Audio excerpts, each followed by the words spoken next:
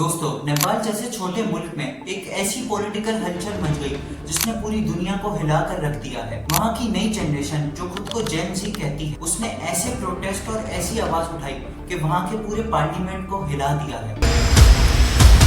सवाल ये है कि नेपाल की यूथ को इतना गुस्सा क्यों आया? क्या वजह है कि पूरा पॉलिटिकल निजाम चैलेंज हो गया? और सबसे बड़ी बात कि नेपाल का फ्यूचर अब कहाँ जा रहा है? नेपाल हिस्टोरिकली मोनार्ची था, शाह डायनेस्टी का राज। 2006 में मोनार्ची खत्म हो गई और डेमोक्रेसी आई। पार्लियामेंट बने, नए कॉन्स्टिट्यूशन के साथ नया फेडरल डेमोक्रेटिक बना। लेकिन डेमोक्रेसी के 20 साल बाद भी करप्शन और डायनेस्टी पॉलिटिक्स ने यूथ को फ्रस्ट्रेट किया। एक तरफ नेपाल के लीडर्स फॉरेन ट्रिप्स करते हुए, दूसरी तरफ आवाम बेसिक चीजों के लिए तरसती रही। बिजली, पानी, नौकरी और हेल्थ सिस्टम सब कमजोर। 2024 से 2025 तक इन्फ्लेशन, करप्शन और जॉब क्राइसिस ने यूथ को सड़कों पे ला दिया। ये मूवमेंट मेनली स्टूडेंट्स और सोशल मीडिया एक्टिव जेन जी ने स्टार्ट किया। टिकटॉक, इंस्टाग्राम, ट्विटर सब पे एक ही मैसेज वायरल कि अब देश बदलने का वक्त आ गया है। स्कूल कॉलेजेस के स्टूडेंट्स जो नॉर्मली क्रिकेट या गेमिंग के ऊपर बातें करते, अब वो पार्लियामेंट्स के अगेंस्ट स्लोगन रिलीज कर रहे थे। काठमांडू की गलियों में ना कोई पॉलिटिकल पार्टी का फ्लैग था, ना कोई ट्रेडिशनल लीडर, सिर्फ यूथ का जज्बा। लॉ मेकर्स ने पहले इसको हल्का लिया, वो समझ रहे थे कि ये सिर्फ यूथ का क्रेज है। लेकिन जब लाखों लोग सड़कों पर निकल आए और पार्लियामेंट बिल्डिंग्स को घेरा, तो लीडर्स को रियलाइज हुआ कि ये नॉर्मल प्रोटेस्ट नहीं है। पुलिस एक्शन में आई, लाठी चार्ज, प्रोटेस्ट को रोकने के लिए डंडे और के यहाँ तक के टीयर गैस और बुलेट फायर्स भी किए।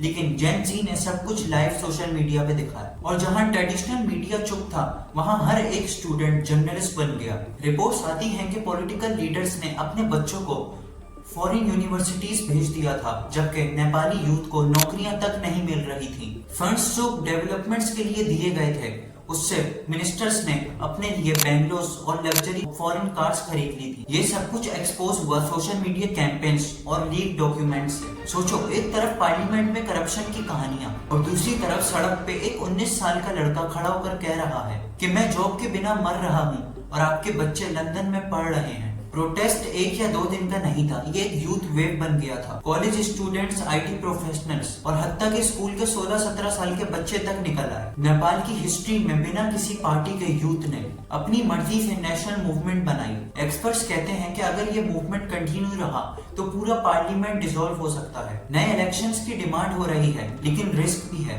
अगर यूथ मूवमेंट मिसगाइड हुआ तो नेपाल में सिविल अनरेस्ट बढ़ सकता है। एक तरफ होप है कि नेपाल एक नए डेमोक्रेटिक एरा में दाखिल होगा, और दूसरी तरफ एक रिस्क है कि अगर सिस्टम कोलैप्स हुआ तो नेपाल, जो कि एक छोटा सा मुल्क है, वो एक क्राइसिस में आ सकता है। दोस्तों, नेपाल का ये क्राइसिस सिर्फ उनका मसला नहीं है, ये मसला है पूरे साउथ एशिया का। क्योंकि जब यूथ उठता है तो किसी भी पार्लियामेंट के ताकतवर की भी कुर्सी उठ जाती है। सवाल अब ये है कि नेपाल का यूथ क्या अपने मुल्क को नया रास्ता दिखाएंगे या फिर पॉलिटिकल माफिया उस जज्बे को दबा देंगे? आप क्या समझते हो? कमेंट में जरूर बताना।